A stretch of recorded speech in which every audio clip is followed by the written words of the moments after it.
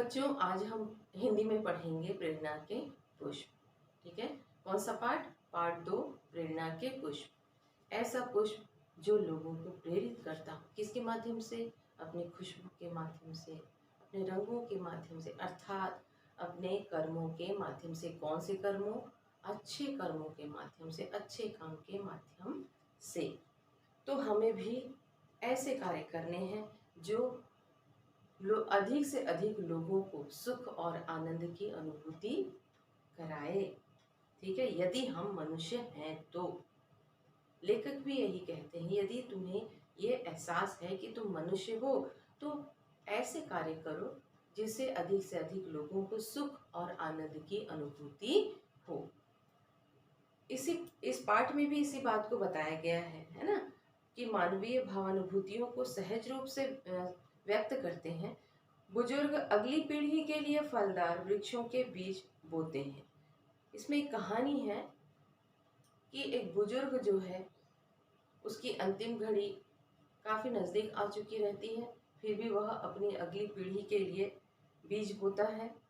वहीं एक बुजुर्ग स्त्री भी अनजान राहों में सुंदर पुष्प और फलों के बीज इस उम्मीद से रास्ते में फेंकती चली जाती है कि शायद ये बीज अंकुरित होकर जब पेड़ बनेगा तो इस रास्ते से गुजरने वाले लोग इससे सुंदर फूल और मीठे फल प्राप्त करेंगे।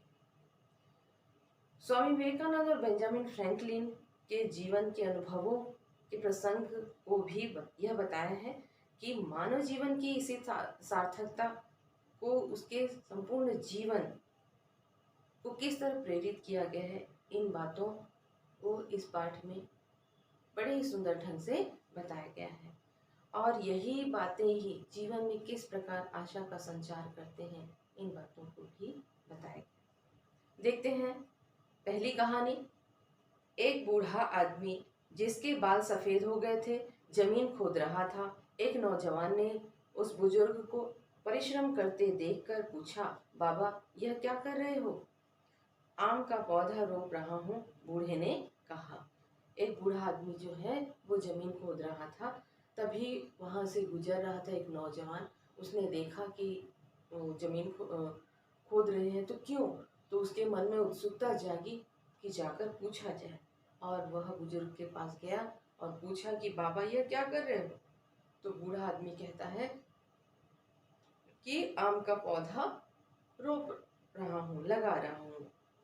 इस उम्र में? उस नौजवान ने पूछा कि इस उम्र में पौधा लगा रहे हो तो इसके फल कब खाओगे? आप तो काफी बुजुर्ग हो गए हैं और इसको पेड़ बनने में, बड़ा होने में काफी समय लगेगा। बुजुर्ग कहता है मैं फल नहीं खा सकता। तो क्या हुआ बेटे, तुम तो खा सकोगे ना। मेरे तुम्हारे नाती पोते तो खाएंगे। देखो वह अमराई मेरे दादा ने लगाई थी। अब वह बुजुर्ग उस नौजवान को समझा रहा है कि देखो वह अमराई, आम का बगीचा मेरे दादा ने लगाई थी तो उसके फल मैंने खाए। मैं यह आम का पौधा लगा रहा हूँ, इसके फल मेरे नाती पोते खाएंगे।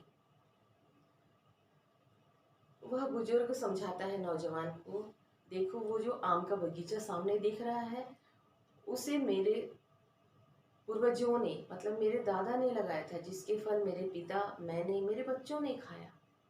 इसलिए मैं भी वह अच्छा कार्य करना चाहता हूँ कि जो बीज में लगा रहा हूँ उसके, वह जब अंकुरित होगा, वह पेड़, वह पौधा बनेगा, उसके पश्चात जब पेड़ बनेगा, बड़ा होगा तो उसके फल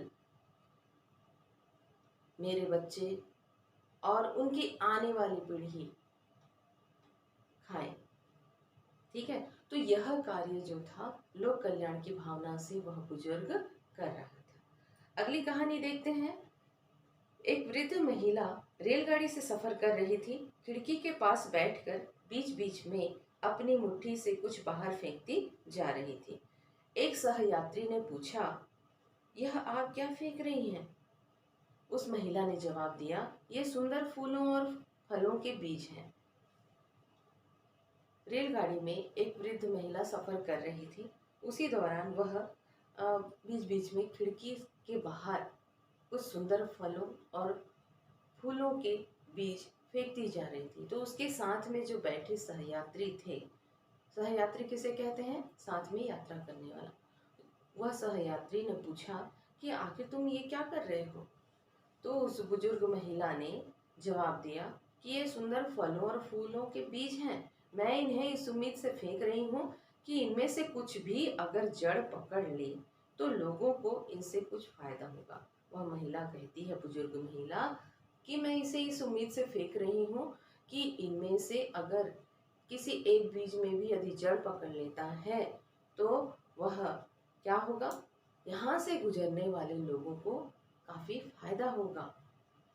पता नहीं मैं इस रास्ते से फिर गुजरूं या ना गुजरूं। वह महिला कहती है कि पता नहीं मैं इस रास्ते से फिर दोबारा आऊं भी या ना आऊं, इसलिए क्यों ना मैं इस अवसर का उपयोग कर लूं। इसलिए इस मौके का मैं फायदा उठा रही हूँ। मुझे पता नहीं कब मौका मिलेगा। तो यह भी कार्य जो था वो लोक कल्याण की भावना से था, है ना। वह अपने लिए नहीं कर रही थी बल्कि दूसरों के लिए कर रही थी। तीसरी कहानी है अमेरिका के वैज्ञानिक बेंजामिन फ्रैंकलिन के बारे में। एक अनुकरणीय बात सुनी जाती है। वह बात कौन सी है? उनके पास एक गरीब विद्यार्थी मदद मांगने के लिए आया। उसे उन्होंने $20 दिए। एक गरीब विद्यार्थी था, उसको पैसों की जरूरत थी। वह बेंजामिन फ्रैंकलिन के पास आया और जब उससे मदद मांगी तो बेंजामिन फ्रैंकलिन ने उसे मना नहीं किया और तुरंत उसे कितना दे दिया? $20 दे दिए। वे तो यह छोटी सी रकम देकर भूल गए। कौन? Benjamin Franklin. लेकिन वह विद्यार्थी इस उपकार को न भूला। जब उसके दिन फिरे तब वह $20 लौटाने के लिए फ्रैंकलिन के पास आया। फ्रैंकलिन ने कहा, मुझे याद तो नहीं कि मैंने यह रकम आपको कब दी थी। वह विद्यार्थी उस रकम को लेकर उसका अच्छे काम में उपयोग किया और जब उसके दिन फिरे, जब वह नौकरी करने लगा, है ना, और उसके पास पैसे आ गए तो वह $20 लौटाने के लिए किसके पास आया? बेंजामिन फ्रैंकलिन के पास। और बेंजामिन फ्रैंकलिन को जब लौटा रहा था तो फ्रैंकलिन ने कहा कि मुझे याद तो नहीं है कि मैंने ये रकम तुम्हें कब दिए थे। हाँ, लेकिन आप इसे अपने पास ही रखिए। लेकिन मैं इसे लूंगा नहीं, तुम इसे अपने पास रखो और जब आपके पास कोई ऐसा ही जरूरतमंद आए तो उसे यह दे दीजिए। क्या कहा फ्रैंकलिन ने कि तुम्हारे जैसे तुमको जरूरत थी, तुम्हारे जैसे कोई जरूरतमंद यदि आए तो इस पैसे को उसे दे देना। उस व्यक्ति ने ऐसा ही किया और वह विद्यार्थी जो गरीब विद्यार्थी था उसने ऐसा ही किया। कहते हैं आज भी वह रकम अमेरिका में जरूरतमंदों के हाथों में घूम रही है। आज भी यह कार्य चल रहा है। क्या फ्रैंकलिन ने सोचा था कि ये कार्य इतना महान कार्य था और लोगों को आगे लाने में उनकी महत्वपूर्ण भूमिका होगी? अनजाने में सही, लेकिन उन्होंने एक बहुत अच्छा काम किया। एक अच्छे काम की शुरुआत हुई और यह कार्य अभी भी चल रहा है और ये कार्य भी लोक कल्याण की भावना से ही की गई थी। ठीक है। चौथी कहानी है स्वामी विवेकानंद की। स्वामी विवेकानंद बेलूर मठ के निर्माण कार्य और शिक्षा दान के कार्य में बहुत व्यस्त थे। निरंतर भाग दौड़ और कठिन श्रम के कारण वे अस्वस्थ हो गए थे। बहुत ज्यादा कार्य करने के कारण वो अस्वस्थ हो गए। चिकित्सकों ने उन्हें वायु परिवर्तन तथा विश्राम करने पर जोर दिया। वहाँ के चिकित्सकों ने उन्हें यह सलाह दी कि आपको यहाँ से कहीं और जाकर आराम करना चाहिए। विवश होकर दार्जिलिंग चले गए। जब जोर दिया कि नहीं, आपको विश्राम करने की आवश्यकता है, तो फिर वे कहाँ चले गए? दार्जिलिंग चले गए। वहाँ उनके स्वास्थ्य में धीरे धीरे सुधार हो रहा था। तभी उन्हें समाचार मिला, क्या, कौन सा समाचार, कि कोलकाता में प्लेग व्यापक रूप से फैल गया है। प्रतिदिन सैकड़ों लोगों की मृत्यु हो रही है। यह दुखद समाचार सुनकर क्या महाप्राण स्वामी विवेकानंद स्थिर रह सकते थे? यानी प्रतिदिन सैकड़ों लोगों की मृत्यु हो रही है, यह समाचार सुनकर वे विचलित हो गए। कौन? स्वामी विवेकानंद। और फिर वे तुरंत कोलकाता लौट आए और उसी दिन उन्होंने प्लेग रोग में आवश्यक सावधानी बरतने का जनसाधारण को उपदेश भी दिया। अपने साथ तमाम सन्यासियों और ब्रह्मचारियों को लेकर वे रोगियों की सेवा में जुट गए। स्वामी विवेकानंद कोलकाता वापस आने के पश्चात वे अपने साथियों के साथ लोगों की मदद करने में जुट गए। कोलकाता में भय तथा आतंक का राज्य फैला हुआ था। भय किस लिए था? क्योंकि यह प्लेग बीमारी काफी फैल चुकी थी। स्त्री पुरुष अपने बच्चों को लेकर प्राण बचाने के उद्देश्य से भागे जा रहे थे। ब्रिटिश सरकार ने प्लेग रोग के बचाव के संबंध में कठोर नियम जारी कर दिया था। ब्रिटिश सरकार ने यह नियम जारी किया था कि यहाँ से कोई नहीं जाएगा, तो ये उनके लिए ठीक नहीं था। वो अपने प्राण बचाने के लिए भाग रहे थे। कौन? वहाँ के लोग। उससे लोगों में भारी असंतोष था। ब्रिटिश सरकार के नियम से लोग असंतुष्ट थे। इस परिस्थिति का सामना करने की भारी चुनौती स्वामी जी के सामने थी।